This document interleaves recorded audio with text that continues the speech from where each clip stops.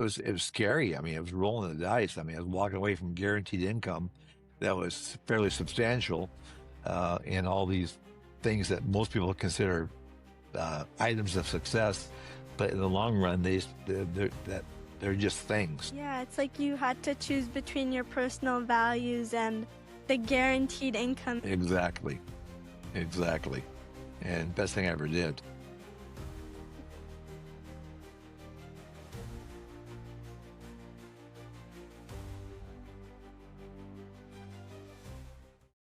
I'm incredibly honored to welcome Sensei Holeman to the show today. He's the co-founder of Karate West, a seventh degree black belt, and holds the title of Shihan. And I think this is really special for me because I'm 15 years old and I've been training at your dojo since I was a little kid. And before you built Karate West into the most popular martial arts dojo, you started your own training in 1971 at the age of 19, and your path wasn't a straight line. You went from the apple growing business into marketing and telecommunications, and then founded your own dojo, Karate West. Today, we're going to rewind your journey and talk about what it takes to build something that impacts many generations of students. So thank you so much for being here today, Sensei Holman. Thank you so much for inviting me. I appreciate it, and I'm happy to share what I can with you today. So that's great. Yeah. And since this podcast is about rewinding success, I'd love to start before Karate West and before karate became like a major part of your life and ask you, what were you like when you were younger? Um, when I was young, I was one of five boys. I was the middle child. I had two older brothers, two younger brothers, and I was always a hard worker. Probably the hardest working one of the bunch. It was just my nature. I always kind of wanted to achieve something in my life, and that started at a very young age. And so I was good at school, so I didn't have to work hard at school. And I'm being totally honest here. I wish I would have tried harder, but I never tried very hard because it was easy for me to get all really good grades without trying very hard. But when it came to work, I was always very, very ambitious and motivated. I actually started working at the age of 12, and that was obviously part time when I was not in school. But I worked in the orchards in the Yakima Valley picking fruit, and that was my first introduction to working on a regular basis annually. And even before 12 years old, I had a lawn mowing route where I mowed lawns for older people in different neighborhoods. So I was always out there trying to earn money and at a very young age and trying to make something myself where I could have things that I saw other people around me did not have. And it was a big motivation of mine. Wow, so you had like that business mindset since the start.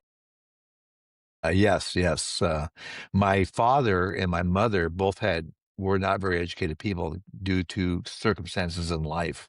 Uh, my father, for example, was a man who was part of a family of seven older brothers and older sisters and younger brothers and sisters. And anyway, one day my grandfather, who I have never met, went to town on a farm in Kansas to buy groceries, quote unquote, and never came home. He basically ran off with another woman. So my father quit school in the ninth grade because his older brothers were in the military.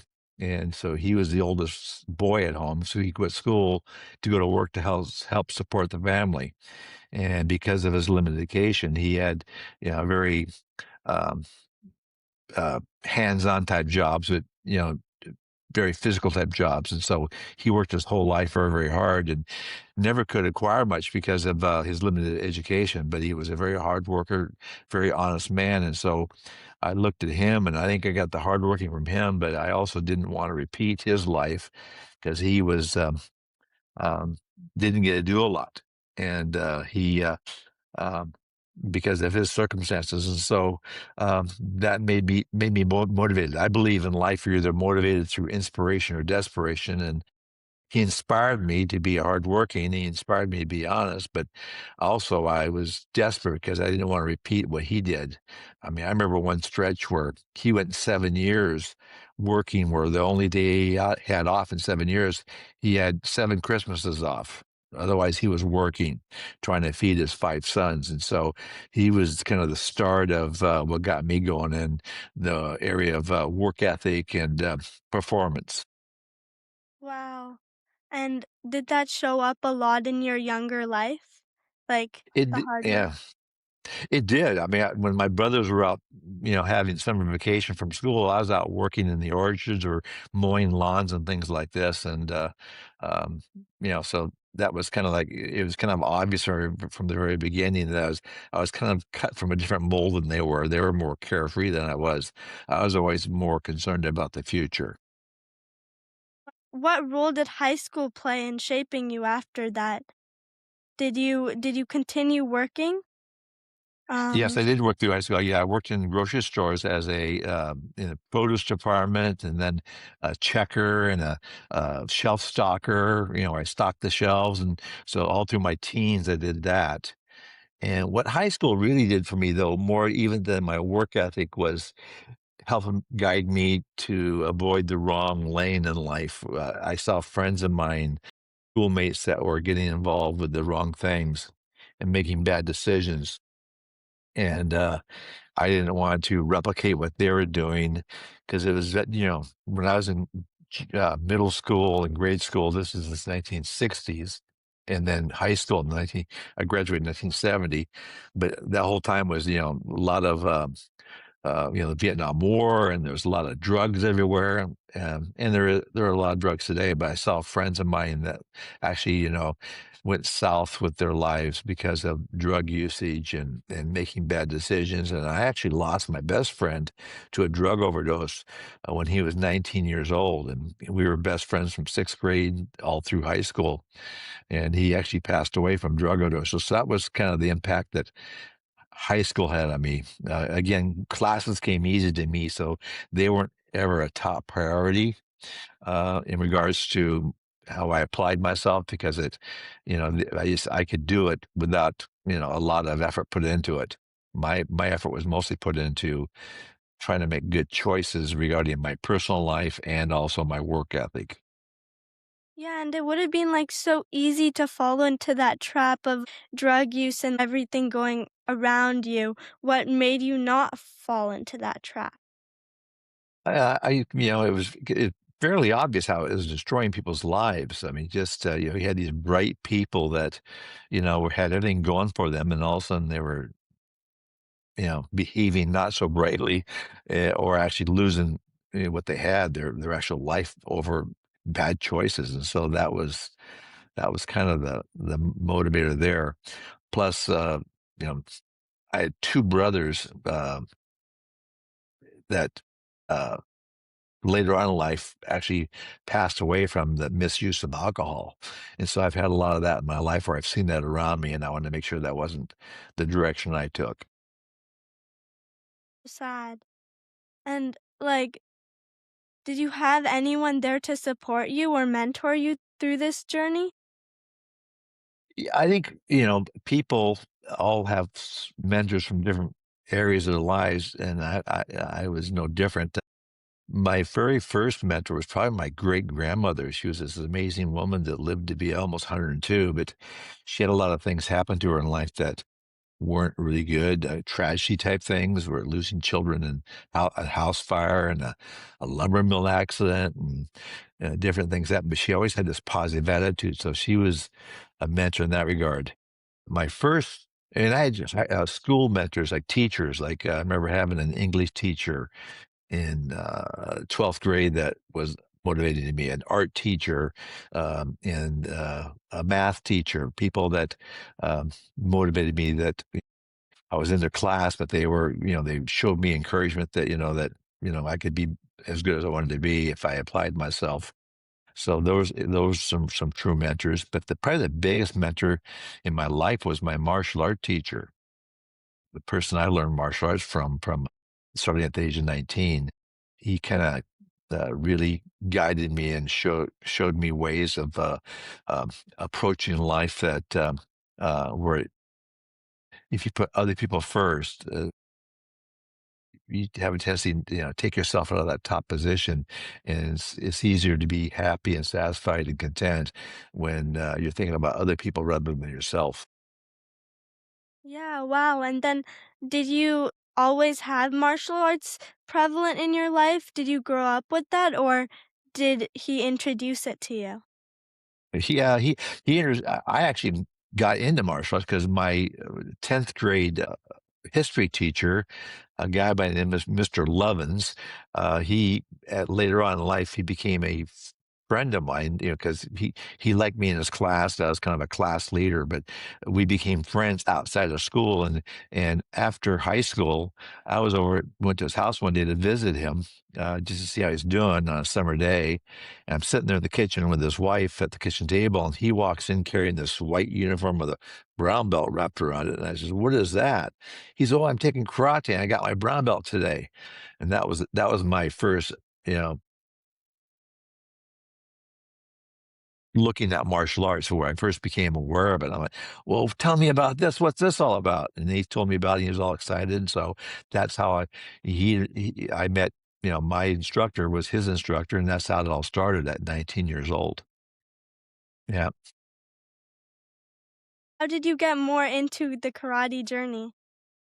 Um, it was, some people are naturals at certain things. Well, I was kind of a natural fighter.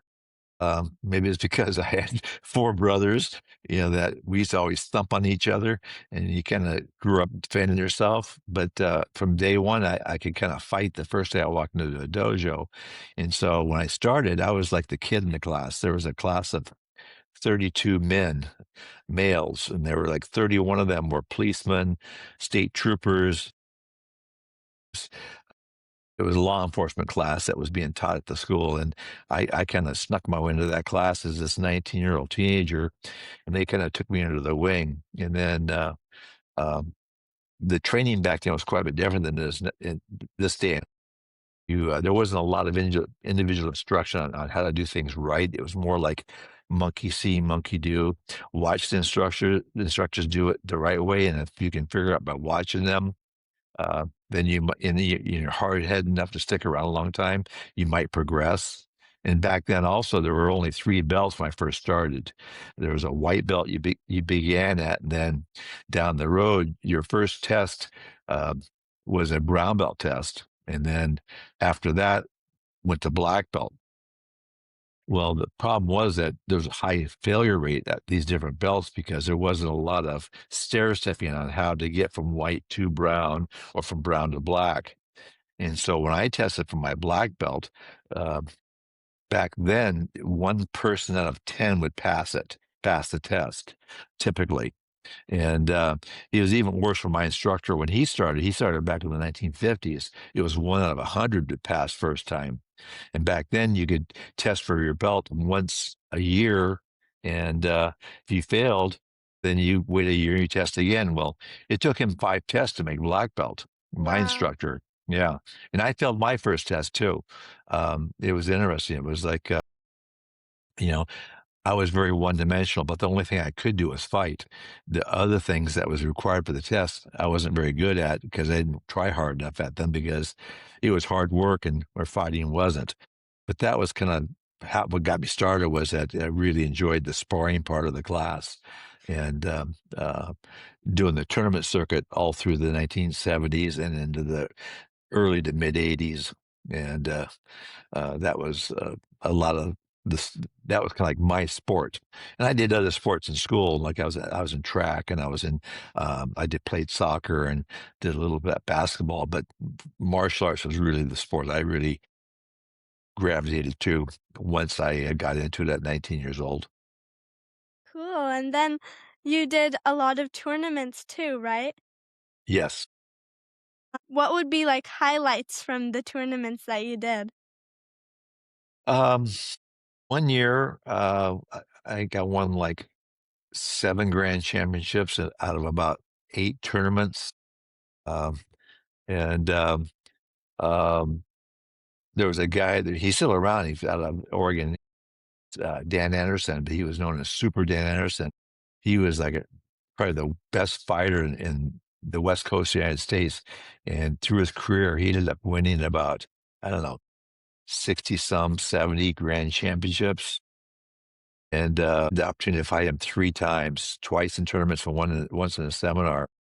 And he beat me once, and then I beat him once. And then um, the seminar, they filmed it. And when I went back and watched the filming, they weren't keeping score, but I was definitely winning that thing too. So that was like a highlight. But this guy's amazing. He is super, super talented. And I think today he's a 10th degree in the style he's in. So, and yeah, so, but a lot of fun stuff and good memories. Yeah. And then what values do you think karate taught you at the start of your journey? It's interesting. But when I first started, I remember with the talk that the teacher had, my instructor had. I don't remember what we did in class, but I remember the talk he had. He set us all down and talked about placing value on things in life and what the value of human life is and who's more important. And his belief were that babies were the most important, children were next, and then through adulthood. But he said if someone came in here right now with a gun, the person that should be protected are the kids. And if everyone has to give up their lives to protect the kids, um, be that as it may, that's the order of things. If you look at certain religions, they look at children like babes, especially babies, as being the closest the thing there is to God. And so that was the life skills that he was teaching. Again, I remember the story he told the very first class. Don't remember the class, remember the story. And that's what really stuck with me. I mean, he really, really shared some wisdom, regarding how to make choices, um, how to treat people, how to live your life. And that's why he was probably my most important mentor. Your teacher, your instructor? Yes. Wow. And then that's what you remember from the first few years, or is there anything else that really sticks out to you? Um, just nice people I met. I remember when I was in college, my two best friends in college, I met them because they came walking down the hallway of my dormitory and my door was open and I was an art major. And I was inside working on some project and people always thought people who were art majors, they had an easy job, but really, it was really a hard thing to study and train in because it took so much time to uh, produce these projects for being an art major. And anyway, these guys come into my room and they see in my room I had my brown belt certificate. I was a brown belt then on my wall of my dormitory room. And we got to talking, and those guys ended up becoming really good friends. And my two best friends on the planet right now are guys I met in college back in 1972. Then did you know that you wanted to create your own school back then? Not at all. Not at all. I wanted to make money. I wanted to have a successful career, so I didn't die penniless like my father, and that was my main motivation. And I was really misguided in many ways. My dad was a mechanic, and he worked with his hands, and his hands were always greasy and dirty, and I never wanted to do that. I wanted this quote unquote white collar job that you would see on TV or in the movies. And looking back at it now, I wish I would have learned more from my dad about his skill sets. So, because I value those type of skill sets today. I didn't want to be a martial arts teacher because I saw Sensei Mac, my teacher, he taught all the classes. And so whenever I saw him, he was always at this karate school. And I didn't want to be tied to some business, you know, 6 days a week like that. But I didn't know. All I knew was when he was there and when I was there. So I didn't know all the time he had off too. So I was not looking to be a martial arts teacher at all. That's why I went into the first career of farming and then the second career of telecommunications. And I did very well at both of those careers. Uh, but I got to a point with the telecommunications career that I was really good at what I did. I did it only for the money. It was kinda like golden handcuffs, but I hated what I did. It was not an enjoyable job. My instructor, he was calling me up, said, "Listen, you're really good at teaching karate." Because I was teaching part time at the community center. He says, "You should do that for a living." And he convinced me to quit my corporate job and do that for a living. But that wasn't until I was like 37 years old that I made that transition from having a regular, what most people would consider a regular job to a career in martial arts. And at the time, people told me I was crazy. It says, "What are you doing? You drive these fancy cars, you have this fancy office, you wear these fancy suits, you have this fancy house, and you're going to go teach martial arts. It's just a fad." Well, that was 1989, and that fad's still going. Here it is, 2026. Yeah. When you were going through your different jobs, was your instructor still with you and did you still maintain a connection with him? I absolutely did. Yes. When I was farming, it was in the Yakima Valley, so I was training there all the time. And then when I moved over to Western Washington in 1981, I kept on going to different karate schools trying to find a place to train. Driving to Yakima 130 some miles each way wasn't going to be viable. And I tried these different schools out, and I just could not find anything that I really grabbed onto or embraced because they were just teaching the physical side of martial arts. They weren't teaching any of the mental stuff. And I was so spoiled from my instructor learning all these stories, these parables, and the Japanese call them koans, about truths about life. And that's what I was really missing. And so I finally decided, well, you know what? If I teach myself, teach classes myself, at least I'll get the workout in and I can start sharing this information with other people.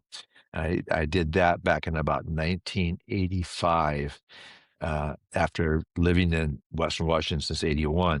So about 4 years later, I opened up a school over on a local lake at a community center and taught classes there at first 2 nights a week and then 4 nights a week while I was in a corporate job.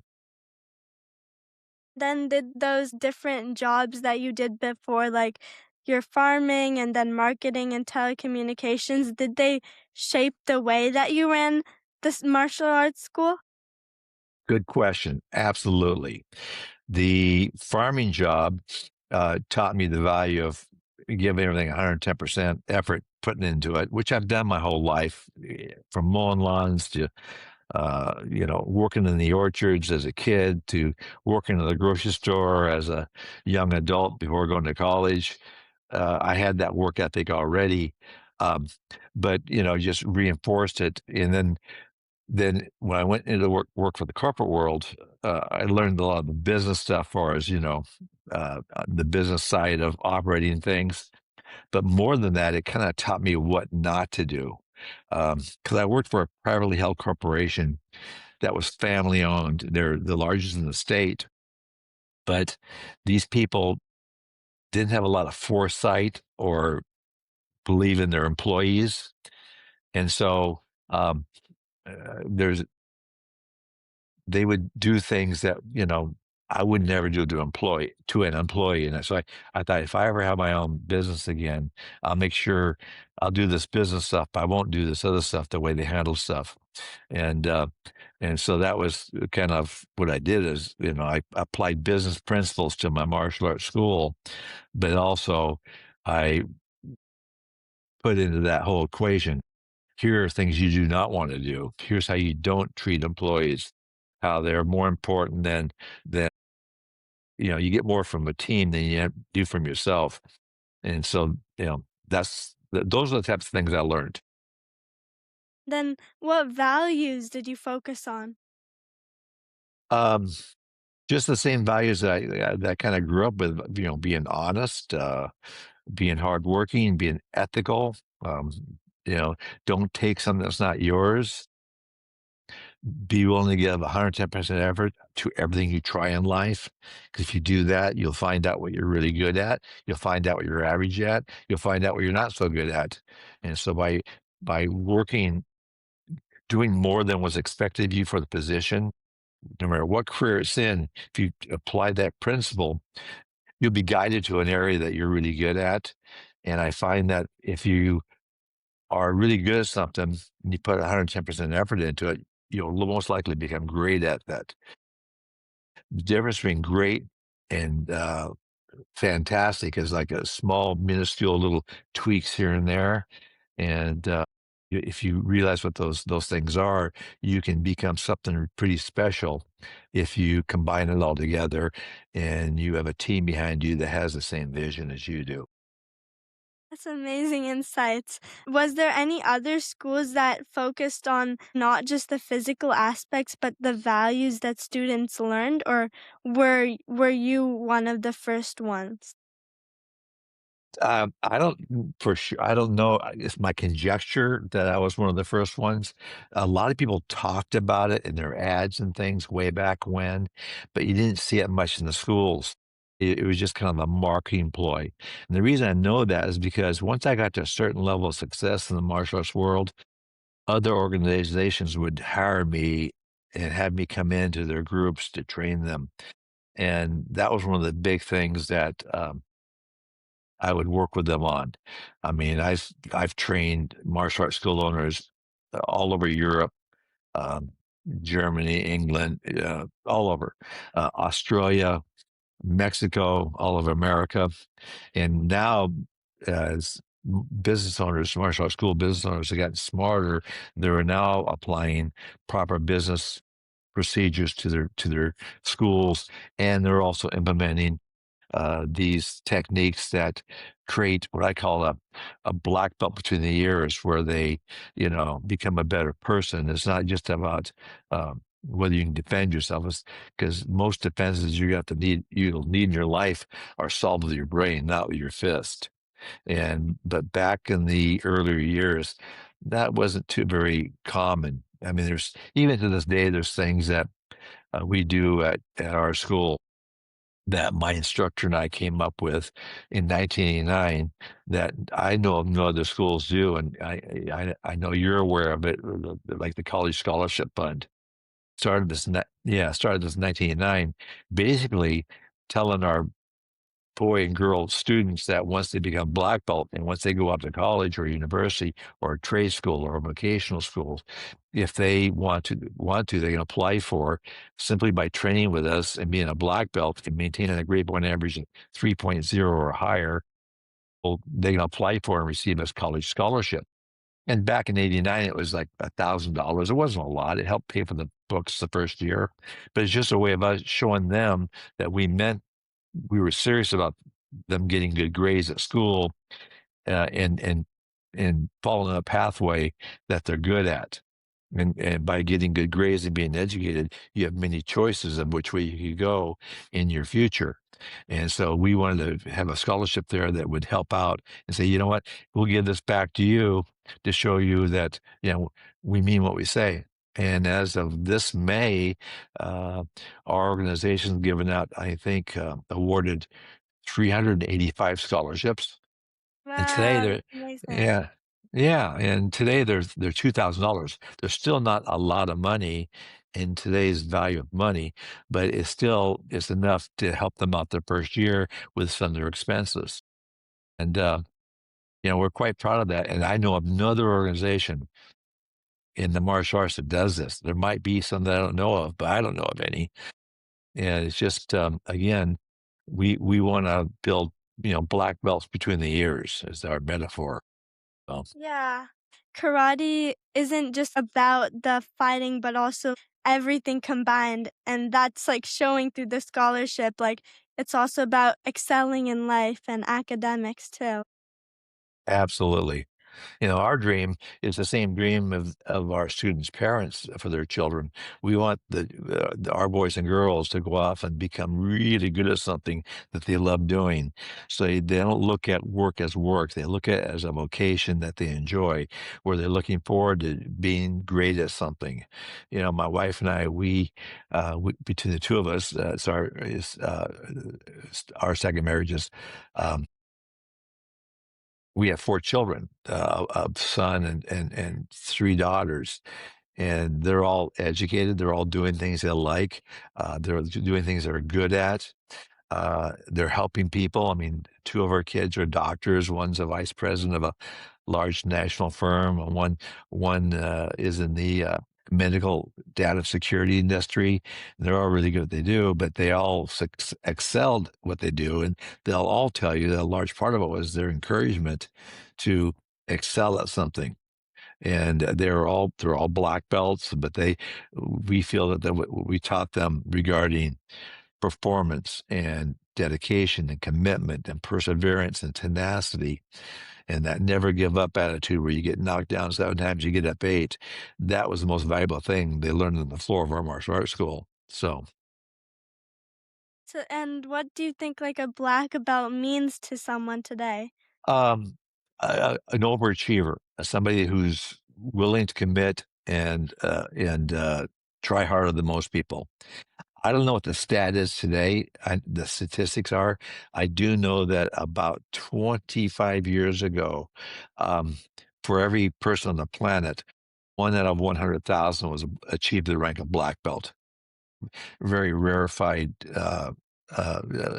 award and position to hold. So I don't know what it is as of today, but I do know that um, we it's not easy to get, as you know, because you're a black belt, and we really make our our students, whether they're youth or adults, earn their belt. It's not something they can get like overnight. They put years of effort into it, and we don't give away. We don't award belts for showing up and being a nice person. We give belts for because they earn them, and because we want that belt to have value. It's more than just a piece of cloth.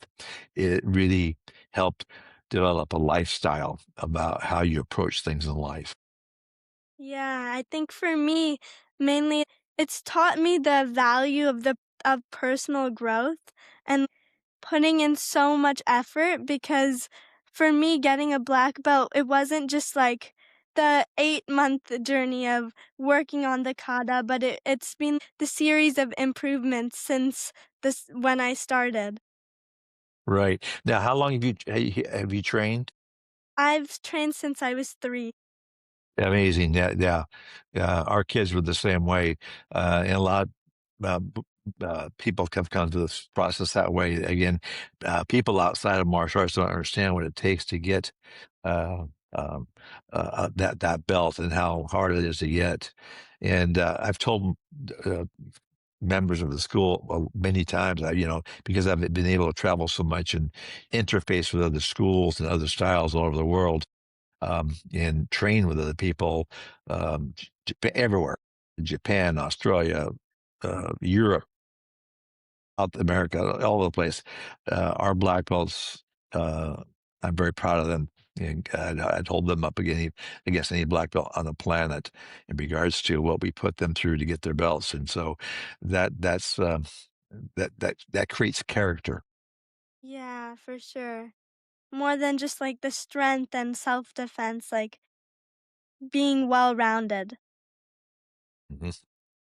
Yeah. Yeah, and then what did you see, like, in different schools? Cause you traveled all around? I've seen a lot of good stuff at schools where people have come into the 21st century and have adjusted what they're teaching and how they're teaching it to create a more well-rounded student. I've seen I've seen some things that aren't so good. I mean, I remember walking into a dojo in Australia, and the instructor, knew who I was, and so he's trying to impress me. So he lined his class up of these students, and he had them stand there at attention as he went down the line and started kicking them in the stomach.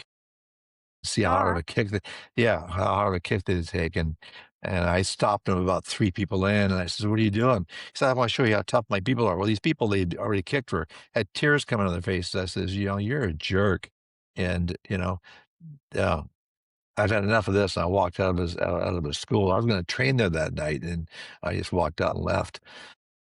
Those are the extremes. And I've seen people, here in America and other places turning out these great students, great at sparring, great at all these other athletic abilities, but also great people because people, these schoolrooms are starting to get it. A lot of them are starting to get what it is to be, um, what they should be providing to their students. And it's not just physical, it's also mental, obviously. Yeah, and was there, like, a time in your journey where like things weren't working and there was challenges. And what were those challenges? Probably the biggest challenge we've had, it ties into several other aspects. When COVID hit, COVID just really knocked us on our tail. I mean, you know, for decades we've been one of the largest martial arts schools on the planet. I mean, an average school, even today, an average school has about 112 students. A very successful school might be, in the 200 plus range. And, uh, a super school would be 500 and above active members. And for decades, we had in Issaquah, Washington, we were teaching in the 7, 8, 9, 900 plus range of students weekly. And that was like, any business, if a business, I don't care what the industry is, if you can capture 1% of your market share, you're going to be a successful business. For decades, we had 3% of our local market share were active members of our school. Well, when COVID hit and they did all the shutdowns and then they partially reopened it with masks and the 6 foot rule and the you know validate your vaccine status. It really knocked us for a loop. I mean, we had to close down, and when I had the main school, the big super school in Issaquah, and then I had a satellite school in Mercer Island. We had long-term leases we were locked into, and these leases on these spaces were personally guaranteed by me, and it was hundreds of thousands of dollars. And so when COVID hit and when they shut us down, we didn't know how long we'd be closed. And so we started teaching on Zoom the best we could because it's all we had access to. But I had to go to those 2 landlords, and try to negotiate my way out of these hundreds of thousands of dollars that I'd personally guaranteed for these leases that I wasn't bringing any money in. So that was really tough. And then, as you know, we started Zoom, and then after the Zoom, we were able to open back up on a limited basis at a senior center, and we taught there for 4 years, getting, just keeping the school open so we have a place to, train students that wanted to train. But that was probably the toughest things that it happened to us, and it happened to thousands and thousands of other businesses of all venues across the world. So it wasn't just us, but that was probably the most challenging thing in the last 37 years. Wow, and then did you ever feel like giving up at that time? We talked about it. Uh, I just thought, you know what? Where there's a will, there's a way. And what ties into this, and which I said there was several aspects that fed into our decision making process, was my age. And I've been doing this for 55 years. Started when I was 19, so I'm 74 years old now.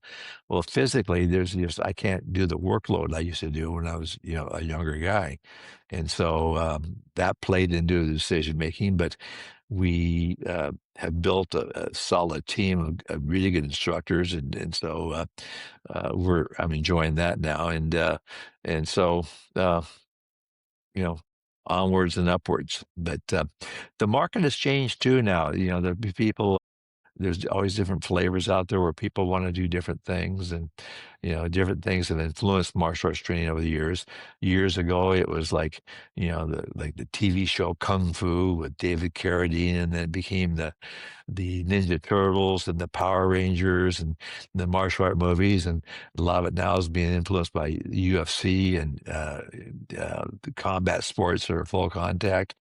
And the full contact sports, they're great sports. They teach really good martial arts as far as self-defense, but they also break down the body. I mean, certain people can't train in them because they're professionals and they can't take the risk of being injured.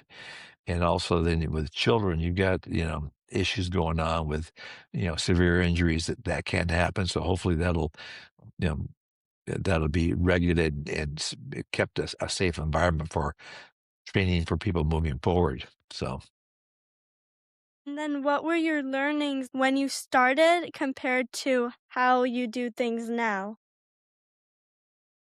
um, hmm.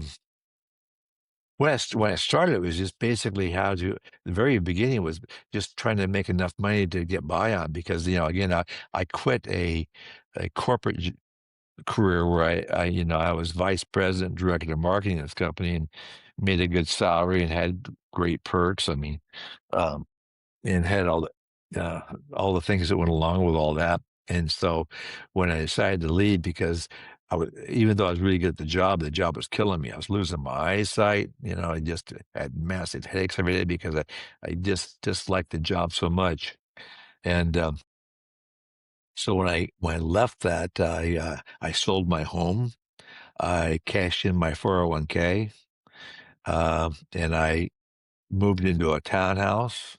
I got rid of fancy cars and you know things like that.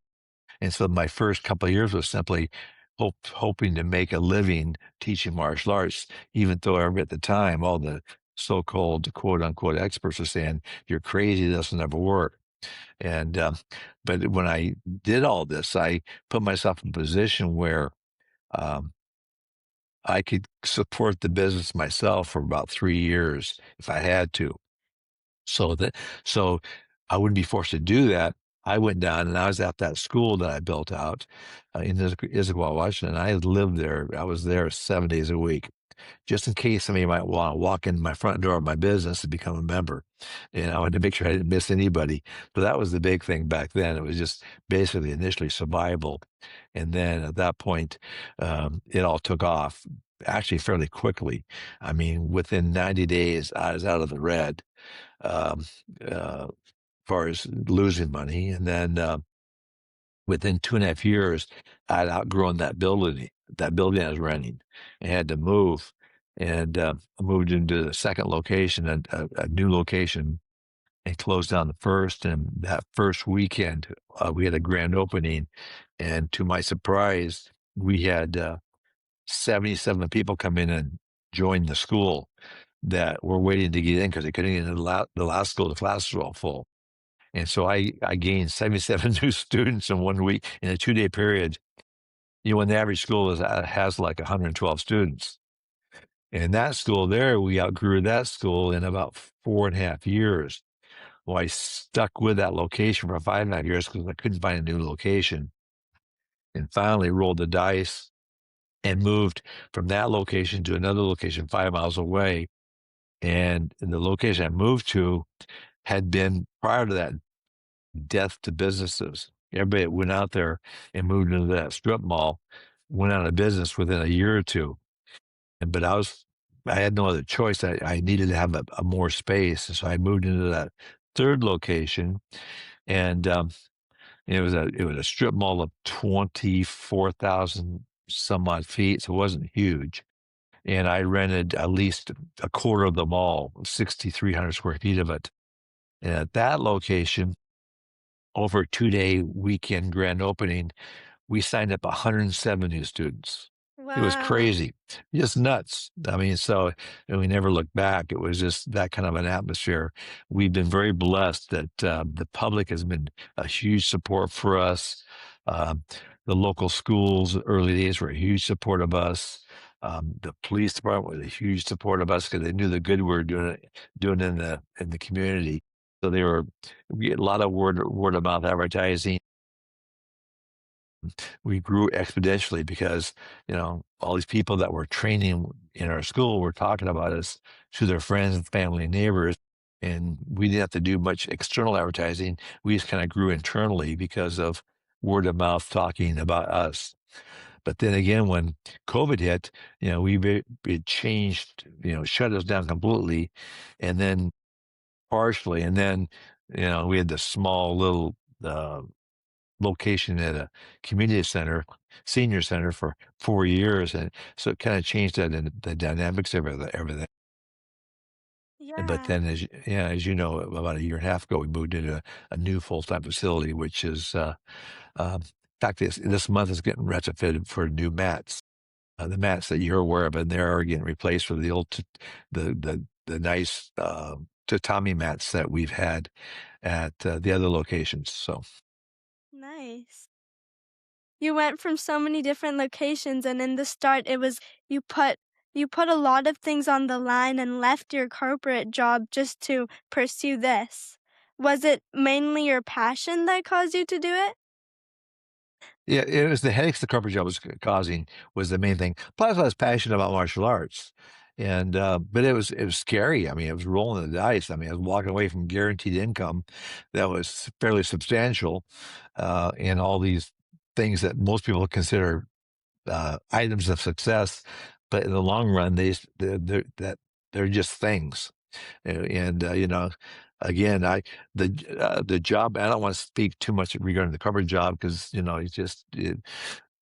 was what it was. But you had a situation where ownership didn't value their employees. Well, I ran an entire department of that company, and I was like the buffer between the employees and ownership.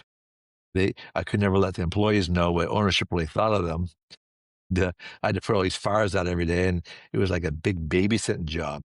Not only was I babysitting the employees on my side of the fence, but I was also, you know, trying to, uh, cover up what was really being brought down by the ownership side of the company. And so it was miserable. We were all making money, but just did not like it. It wasn't true to myself. Yeah, it's like you had to choose between your personal values and the guaranteed income, and you chose your personal values. Exactly. Exactly. And best thing I ever did. Yeah. And then what are some things that you think you did really well for like your dojo to hit that exponential growth over time? I think a lot of schools are personality driven.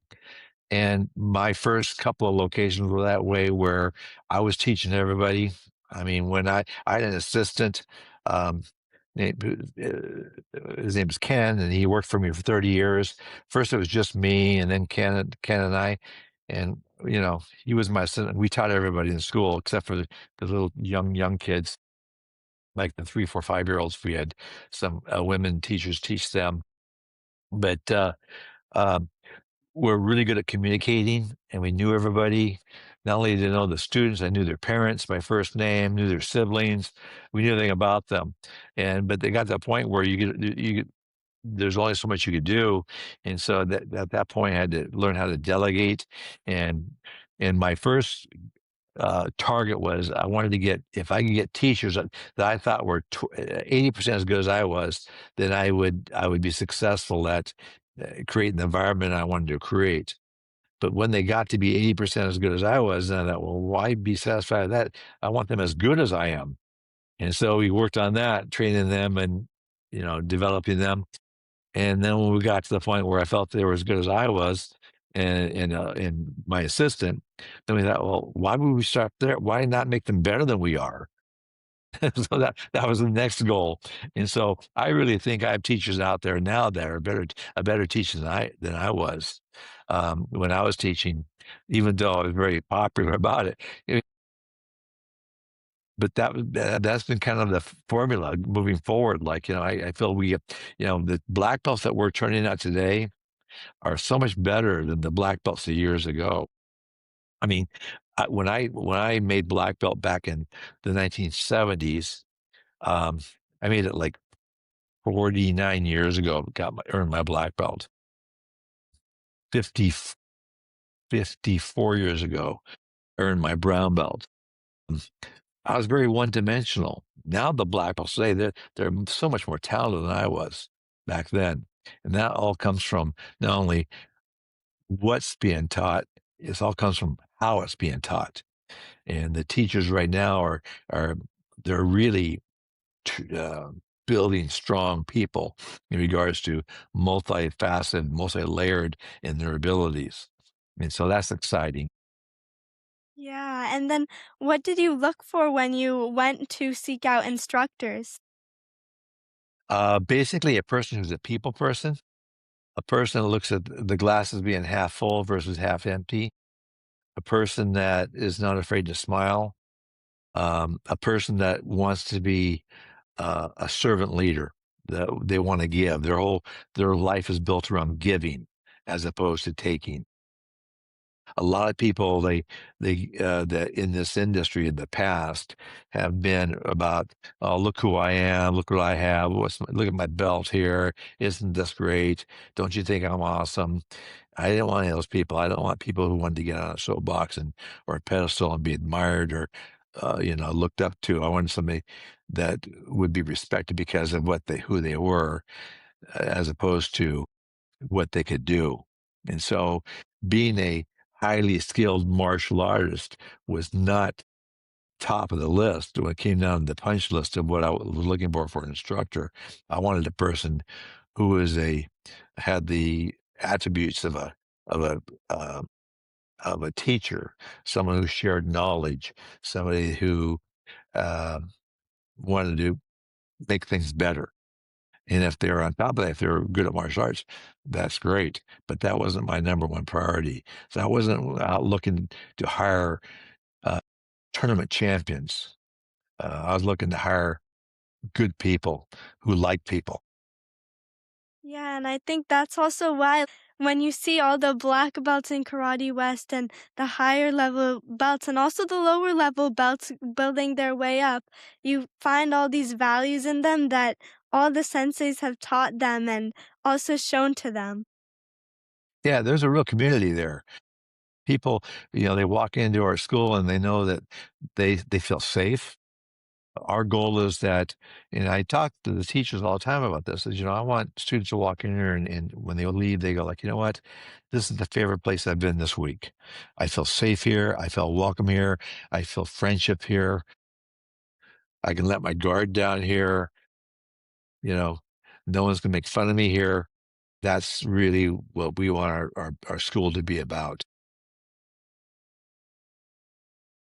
Do karate 2 times a week. It just makes me a happier person because I'm also surrounded by so many people who are driven, kind, and so many other values too. Yeah, I think that human contact is so important, and it's a big, scary thing going on right now in society worldwide. Is that because of the electronic internet, and all the social media, people think they have these friends that they converse over electronic devices, but those aren't friends; those are just acquaintances, as opposed to you know people that you talk to face that will have your back if you need your back covered or help you when you're down. Um, and there's so much bombardment going on with the younger generation now. They're being faced with that I was not faced with when I was young, and people saying things to other people they would never say to a person's face. So I think having that human contact on a regular basis in a place like a sport, whether it be a martial arts school or on a soccer field or whatever is really really important. And I think there will come a time when we should really look at maybe trying to limit the amount of time people access their electronics um, on a daily basis because it's just it's getting kind of out of hand. Yeah, for sure. Social media takes up everyone's lives too, and it's like a total distraction. Right, right. And you find out anything you want instantaneously, which is one side of the coin is great. The other side of it makes for lazy people.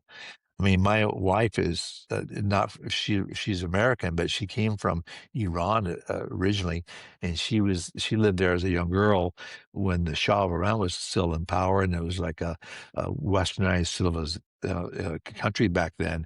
And they're really good in engineering and medical field and mathematics and all because they had to use their heads and learn a certain way. Now people have access to the stuff they had to memorize before, and it's all on a screen that they don't have to memorize things. And so I think that is going to have inputs and impact upon how people communicate, the knowledge people have, um, and how much knowledge they want to have versus, well, I can just find this out right now by punching a few keys.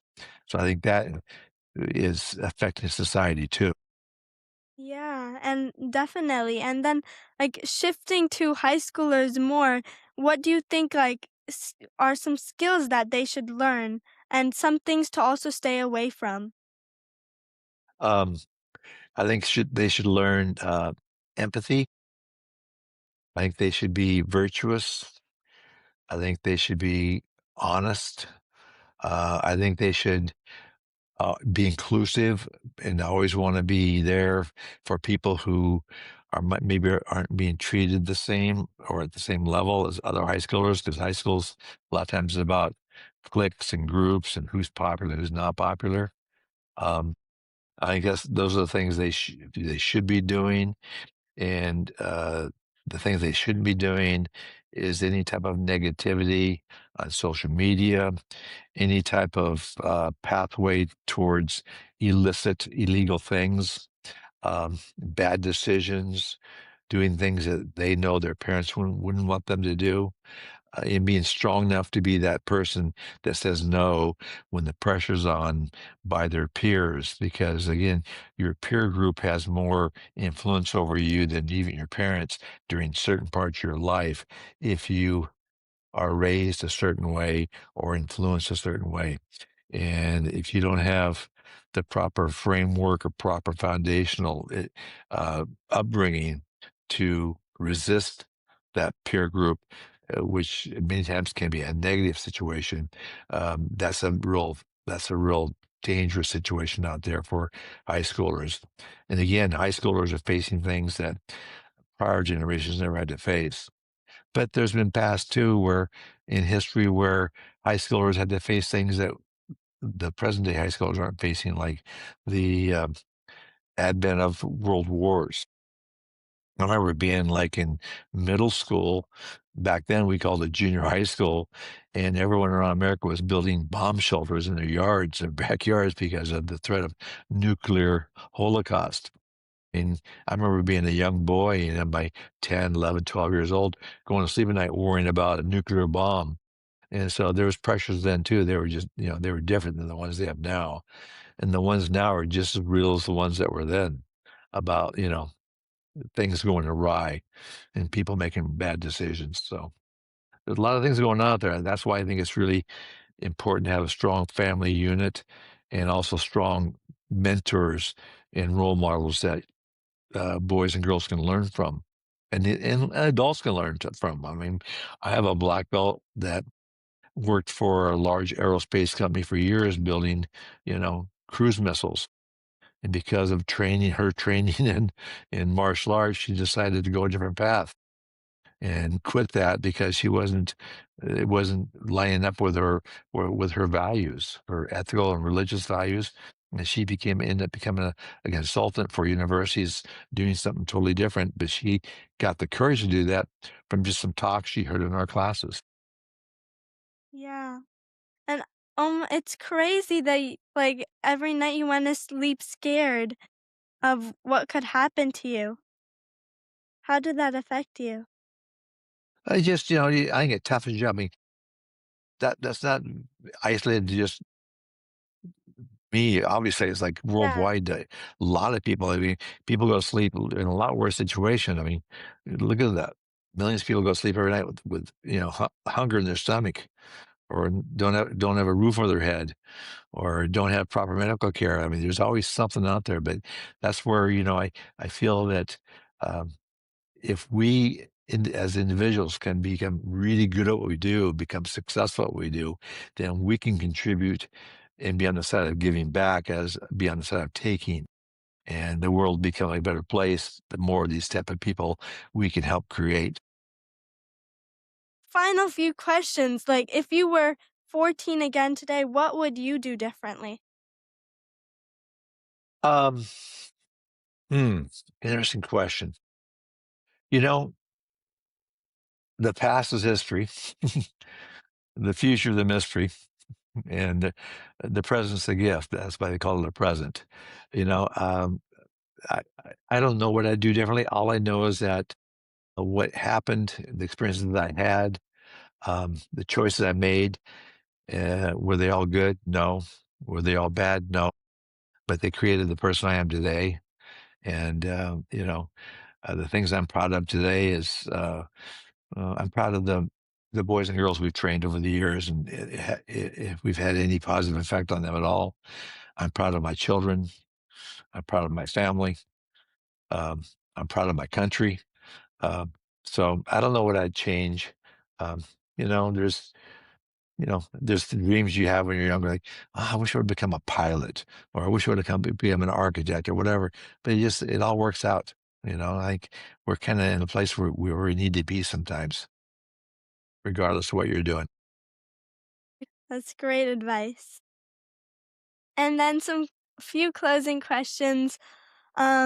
Who, dead or alive, is someone you're deeply inspired by or have learned a lot from? Well, uh, Sensei Morris Mack, obviously. My father uh, is also there. Um, just my great grandmother, wonderful woman she was. I was 36 years old when she passed away, and she was such a wonderful human being. And I spent a lot of time with her as a young kid. Uh, I cried all day long. Here's this grown man, 36 years old, black belt, blah, blah, blah, cried all day long because I wasn't ready to let her go yet. She was that neat of a person. So people like that. And she lived a very humble life, but she was just a wonderful, wonderful human being. And just, some teachers I've had, but, and then there's famous people out there too, people in history that you really admire that like really made a difference out there. Like, Einstein and Lincoln, Thomas Jefferson and George Washington. These people, were changed the world for the better. So, yeah. Yeah, for sure. And if I interviewed one of those people, what's one question that you would want me to ask them?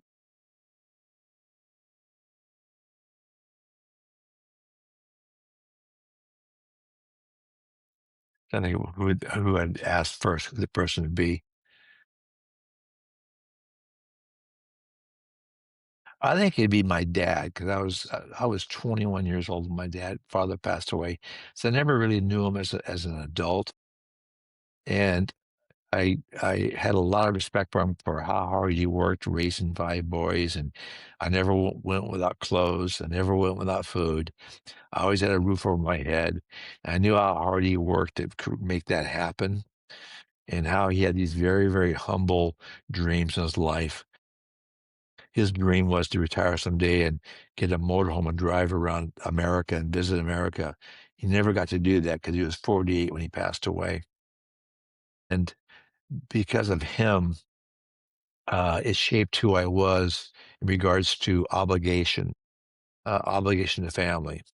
And my mom, when he passed away, he didn't have much. And so my mom was basically penniless too. And she worked laborious jobs like cleaning houses and worked in a fish canning factory up in Alaska. But from the time she was about 45 until 60, she cleaned houses for a living. And so when she turned 60, I said, "Mom, how does she make a month?" And she told me, as well, "You retired today." And that from that point on, I took care of her financially. I bought her a new home. I bought her cars every several years. I took her on vacation. I sent her money every month. I did that for 30 years. And I think the question I'd ask my dad is, because I did it for my dad, really. I did it for my mom, but I really was thinking about my dad doing it. And I'd ask my dad, "Dad, did I make you proud?" So sweet. I think you made him proud.